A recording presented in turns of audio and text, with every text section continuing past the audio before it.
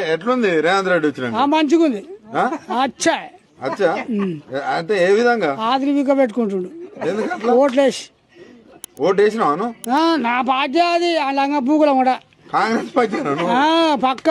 మరి నువ్వు కాంగ్రెస్ గట్ట తిడితేనే మరి నన్ను తెంగుతున్నాడు ఎవడు తాడే మీ పార్టీలు తులం బంగారం పిచ్చర్ ఇచ్చిండు ఆయన. అది ఆయన చెప్తాడు పెళ్లి చేపించుకున్నాను 10 నెలలు అవుతుందంట పాపం వాళ్ళ బిడ్డ పెళ్లి రావట్లేదు. ఈ ఫ్రీ బస్ ఎట్టున్నదా?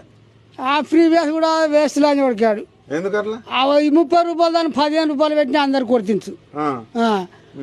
మొగోడు ఎక్కితే ఆడ సీటే ఇస్తలేదు. పైసలు పెట్టాలి, మొగోడు పైసలు పెట్టాలి, గుర్రాన్ని పట్టుకొని నిలబడాలి. ఒక్కొక్క మహిళలకు 6,000 మిగులుతాడు కదా? మిగులుతున్నది వస్తుందా పోతుందా? ఉప్పలు పోయి కూరగాయలు తెచ్చుకుంటారు. ఇక్కడ నుంచి ఉప్పలు పోతారు. అవు మరి బస్సు పెట్టి కిరాయి పెట్టేదా?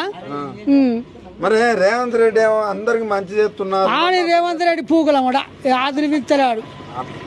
ఆ ఎమ్మెల్యే ఆదిరి విక్తాడు, రేవంత్ రెడ్డి ఆదిరి విక్తాడు. బట్టేవాళ్ళు అని చోకు మాటకరవాళ్ళు అని చోకు. ఇక అంటేనే నాకు కాంగ్రెస్ పార్టీ కానీ బట్టేవాళ్ళు అని చోడు.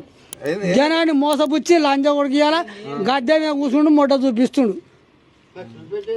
అటగదే మీ కాంగ్రెస్ వాళ్ళకి కింద కోపం మరి ఏం చేస్తారు? మరి మీ నాయకుని మీరన్నా వెనకేసుకురావాలి. చెప్పులు కొట్టుకుంటారు.